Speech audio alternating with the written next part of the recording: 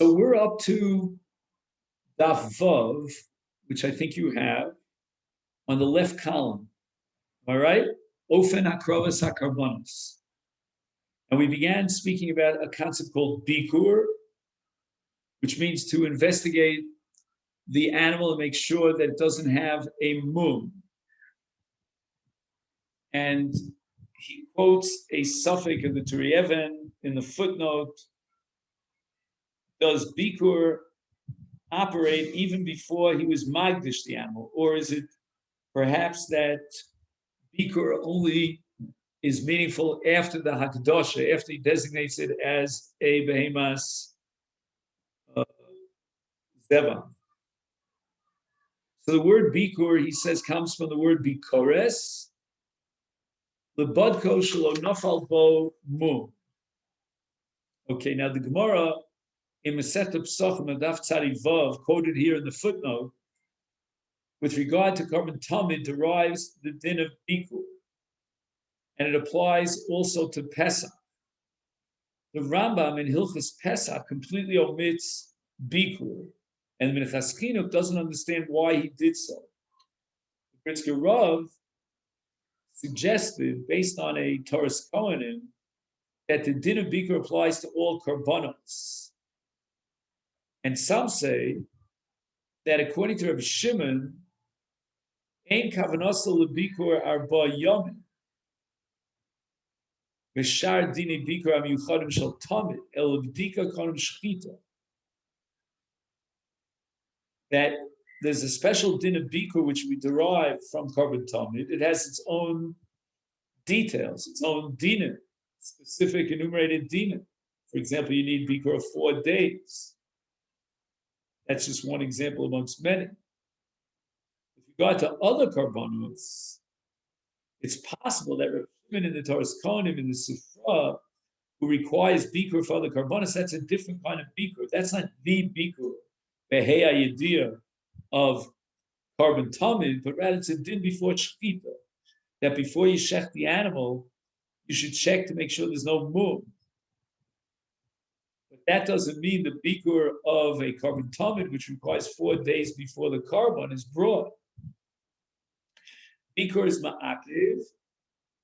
That's even the Bikur before Shechita. Now, it could be that if you do a B'dika on a Korban Tamid 4 days before the Akrava, you might need a second B'dika before the Shechita. Because in the meantime, 4 days have passed. Sounds like a COVID test. You have to figure out, how much time has passed since your last, or antibodies, all that stuff.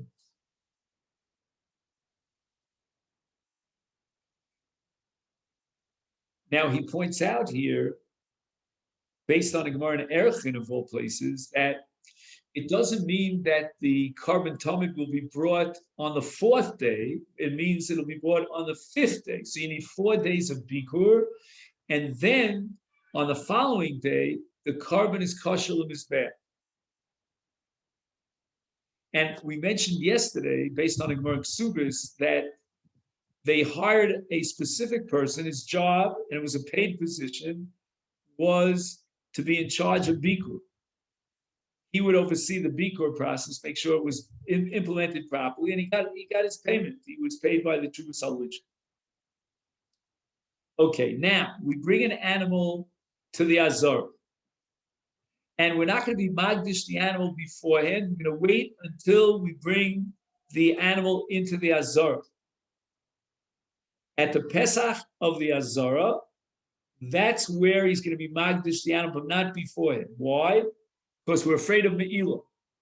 The earlier he's Magdish the animal before the Akrava, the longer of a time period is for Me'ilah, for the Isa Me'ilah. He might inadvertently, ride the animal or take off the shearings on the back of the animal, etc., and he would violate the Isa Me'ilah.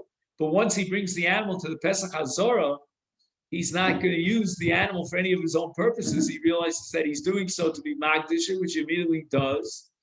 Then the animal goes into the Azor and it's shechted for the Mizbeh. Now, what does it mean, Hegdesh? It means Harei Zu Ola.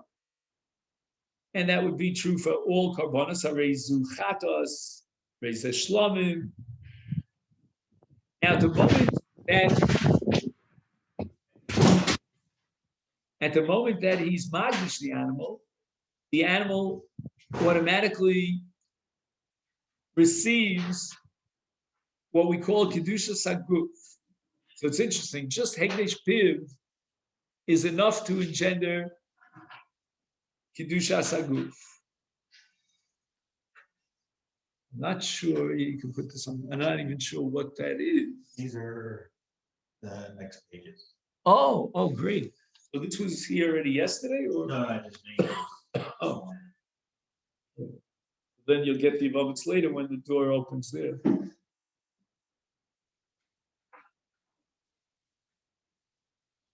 Now, with regard to menachos, just to review what we learned about a week or two ago on Nesachim, there the Kedusha Saguf requires she's kadshu b'kli sharetz.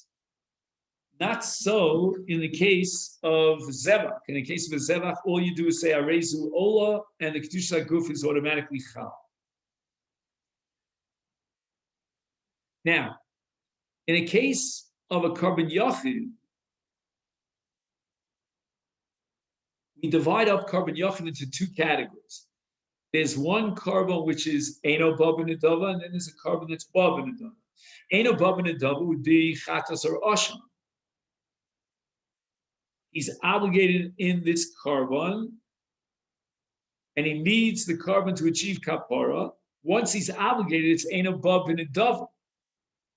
So there's no way of saying, well, Harei Zu Chatos, when he's not chayav in a chatos. He doesn't need kapara, so the entire enterprise of the carbon is meaningless.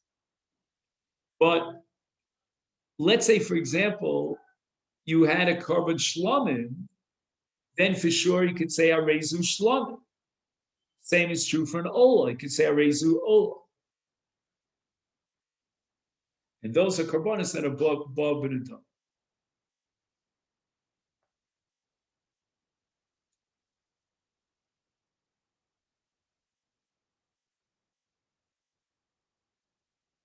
Now he brings the carbon to the Azara, and he might have to spend some money in order to transport the carbon to the Azara, but that's all part of his obligation. Even in the case of a carbon adava, once he accepted upon himself to bring an adava, he's got to schlep it. And he may have to hire, what should I say, sabalim or so forth to transport it.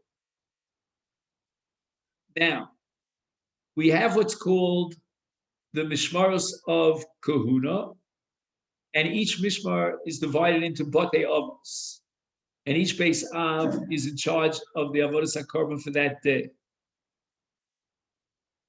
He brings his carbon to the Azara. To whom does he give the carbon?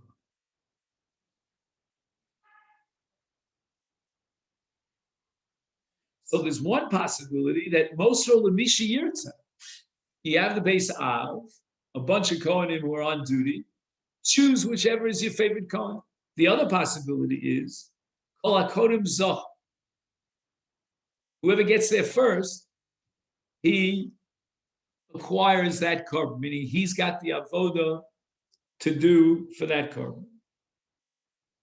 Now, what if the Mevius HaKarban is a Kohen? Does he have the right to say, well, this is my carbon. I don't want to give it over to another Kohen. I want to do it myself. He can decide whenever he wants to bring the Kohen, to bring the carbon. He doesn't have to give it to, an opportunity to another Kohen. Now, a carbon tzibur is purchased with money that's collected in the Trumas HaLishka. And these are monies of Machzis HaShekel.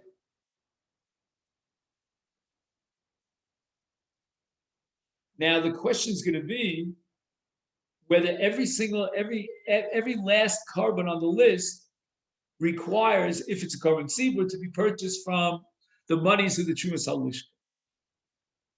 we have two exceptions to this rule. Two categories of karbanos, both of which are korban tzibur, and the money is not drawn from the Trumas Halishka. And they are Par Helim Dovashal Tzibur and Seire Avodas Kochav. It was a special independent collection of these two karbanos.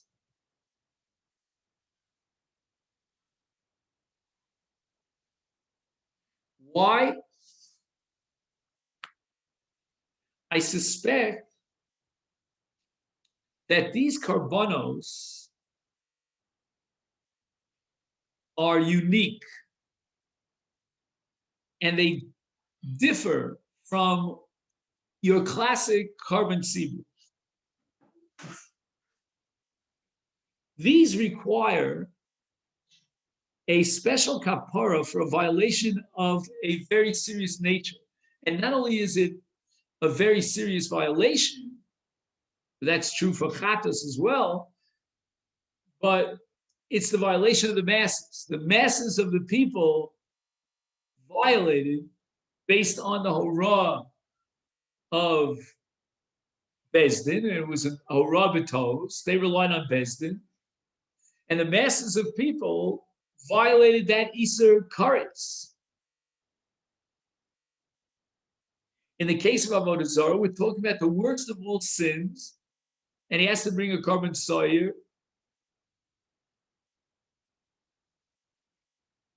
And once again, we upgrade the level and the laws of this korban as far as Hakadosh is concerned, that Hakadosh is not going to come from the general pool, which is called the Chuvas Halishka. We need a specific collection so that the people, the tzibur, could link up to the kapara for these serious violations.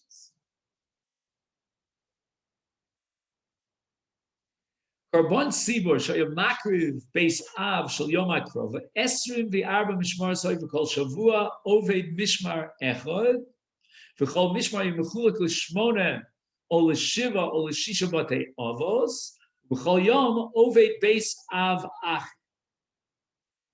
So he goes through the structuring of the batei avos, and we have what's called mishmaros. There are 24 mishmaros. Each one of those mishmaros will get a week during the first 6 months of the year, and another week during the second 6 months of the year. And each of those mishmaros are subdivided into batei avos, either into 8 batei avos, 7 batei avos, 6 batei avos.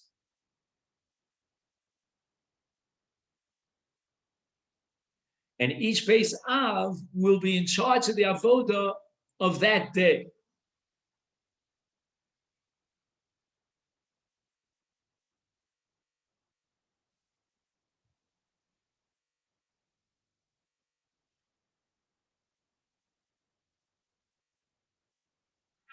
So you've got 24 mishmaros divided one mishmar per week, and the mishmar is divided into, again, 7 is the most natural number here.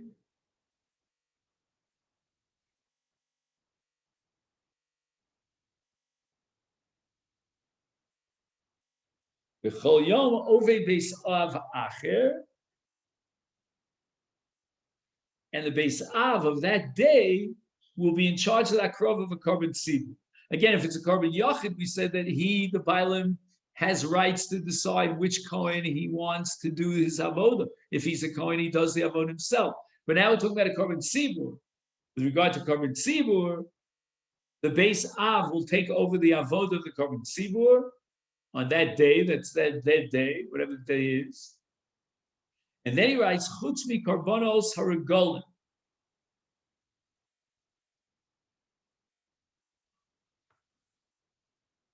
So if I understand correctly, we're talking about pious now. And all the mishmaros, I'm sorry, let me say it better than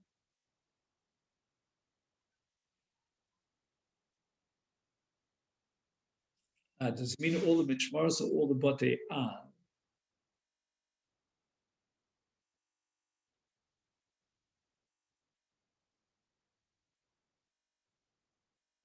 he says, Kol HaMishmoros Shavim. So we're going way beyond the base of to the entire Mishmar, and any Kohen within that Mishmar has rights to the Karbanos of the Regola. So you have a massive amount of Kohanim who's actually, what are they going to kill each other? You know, whatever, they run up the ramp and push the other guy off? I think it means pious. Does he point this out at all? Ufyud Aleph. No.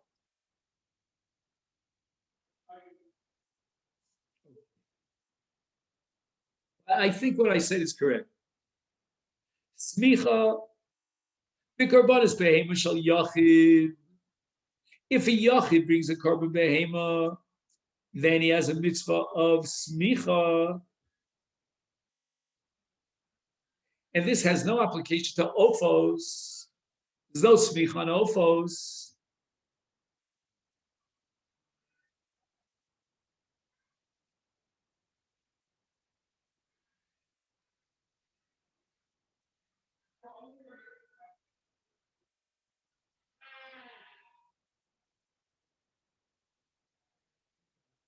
It's got to be shal yachid. If I understand correctly, it means that a korban tzibah doesn't have smicha, which makes sense.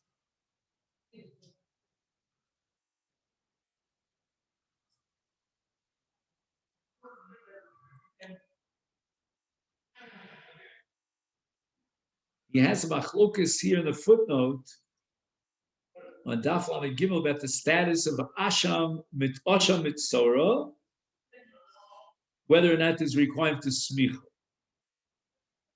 Maybe it's only the Rabbana.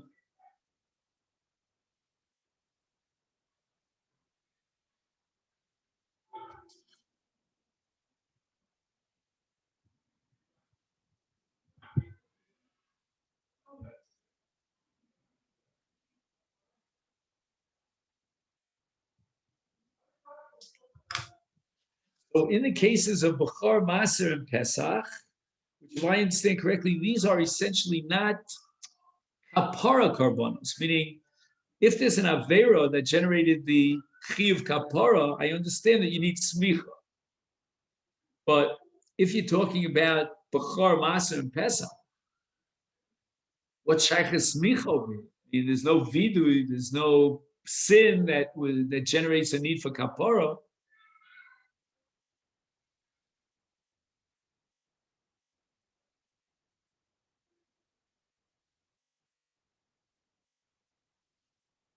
Now, let's say in the cases of Bechor, Maser, Pesach, if the Bailim on their own initiative would like to do smicha.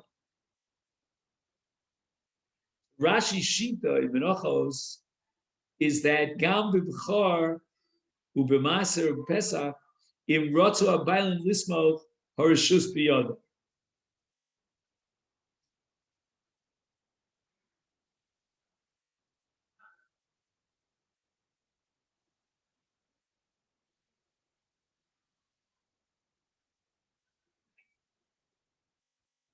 Okay, now, so again, there's such a concept called voluntary smicha in the cases of Bechor, Maser.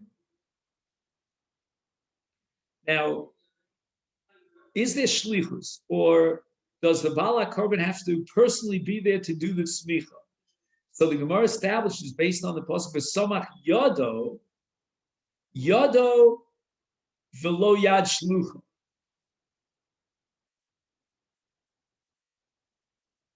Now, what happens if there are two shutfim, two partners on a korban?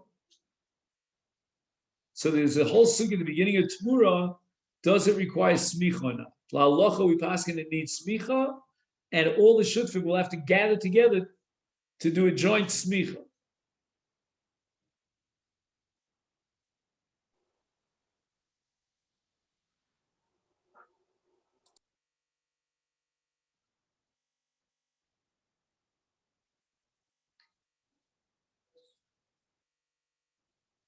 But the Einam Sochim V'Vasachas El Bazecher says, so if you have shutfim, they all must do smicha, but they don't do it simultaneously, but one after the other.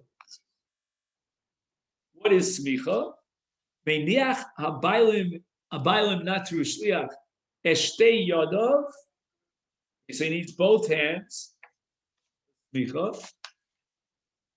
And here we move on to page Zion, which is here. This is a single one. Well, thank you so much.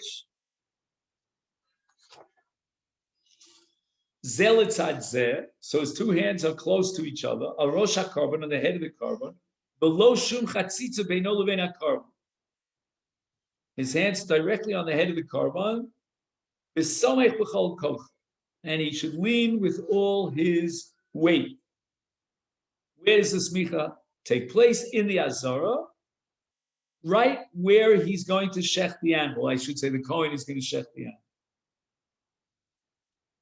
Now we have a principle called tekef l'smicha shchita. So there should be a simultaneity almost, well, one after the other, but immediately one after the other, smicha and then shchita.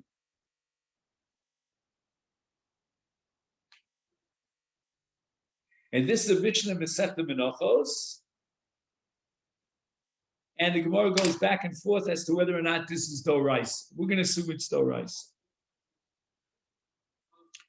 Now, at what point is it too long of a lapse between his smicha and his shchita, such that we're going to require him to redo his repeat performance of his smicha?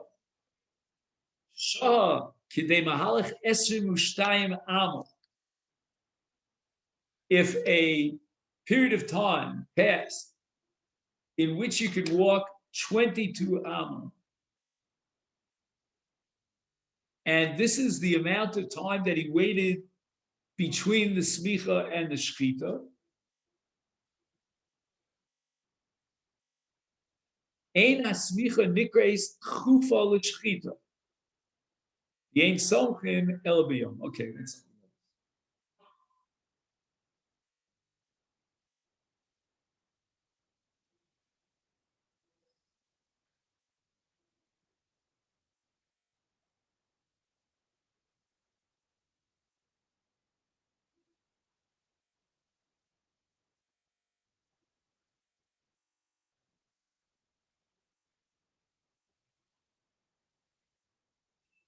Now, it doesn't take a long time to walk 22 amma. I wish you would have told me exactly in time period how long it is. My guess is like 22 steps. Each step is about an amma. So how long would that take? 10 seconds? I don't know. Pretty quick. And smicha is by yom. So I assume that when he says that smicha is by yom, he means that, let's say, 1 minute before daybreak, he does the smicha, or 5 seconds before. So he has taken from the smicha shchita, but he did the smicha at night. Then that's not called a proper smicha.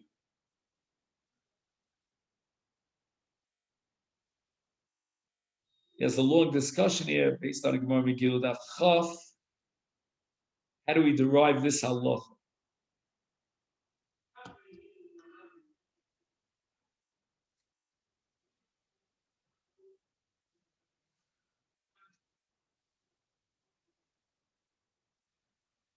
The karbanas tzibur is ein karbanas tzibur el shtei smichos.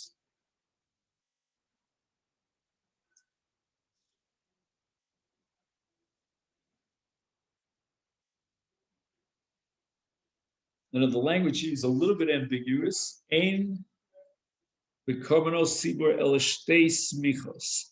I don't know if he means that there are only 2 karbanos tzibur that require smicha.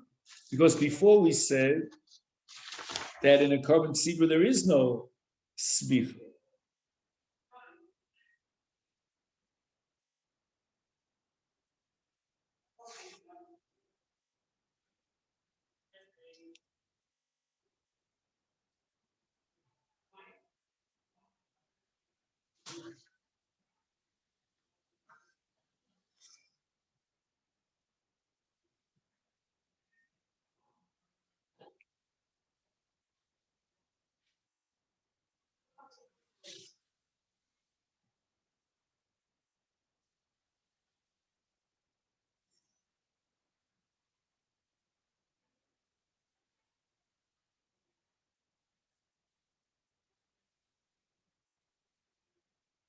So he tells you to look in Menachas Tzadi Beis. I don't have access to that now.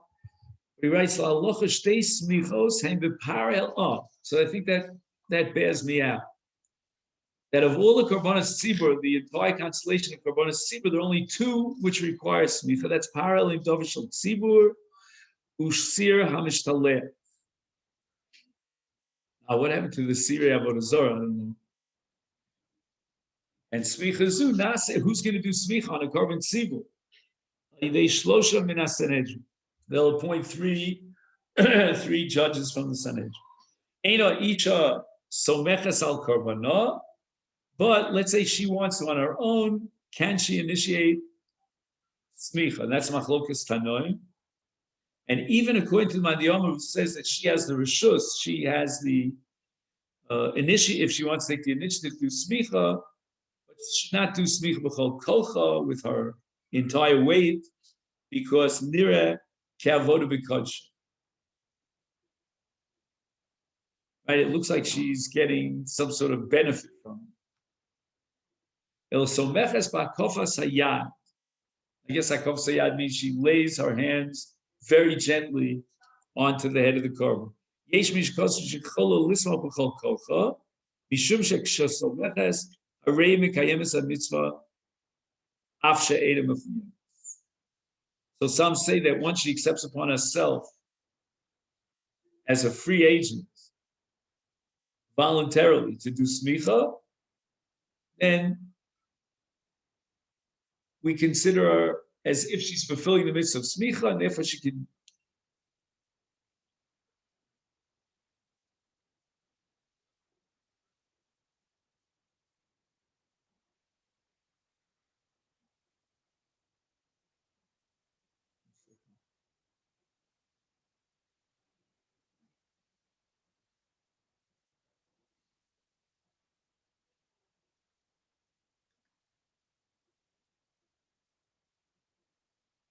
I don't know exactly what this machlokas is all about. Whether or not it's nira ka'avoda b'kodshim.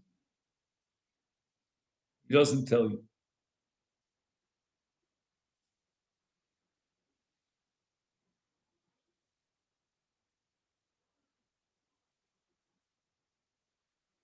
So anyway, according to one opinion, once she accepts upon herself voluntarily to do smicha, then all the laws of smicha kick in, which means b'chol koch. There's no smicha for a chayir shol to be cut on. There's no smicha for a suma, nor for a nachem.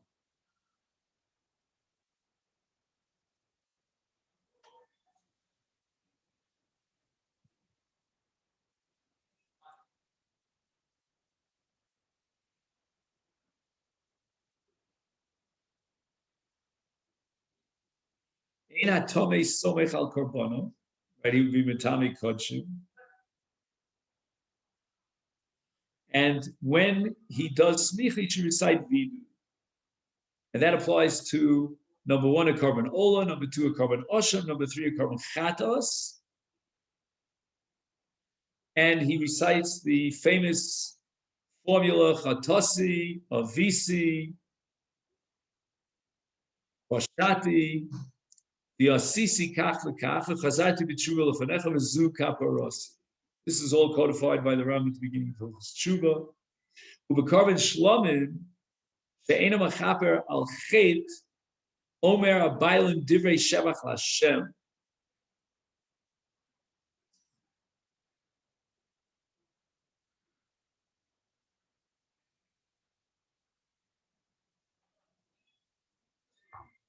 It's really fascinating to me that there is such a thing as smicha without vidui, but rather divrei sheva, and that's in the case of a korban shlomim.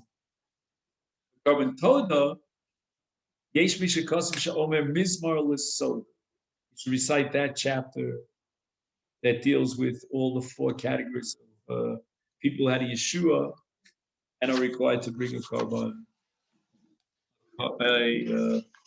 toda. Okay, then. So we'll stop here with Hamida al Hakorban. Let me just take a minute to set up the technology here.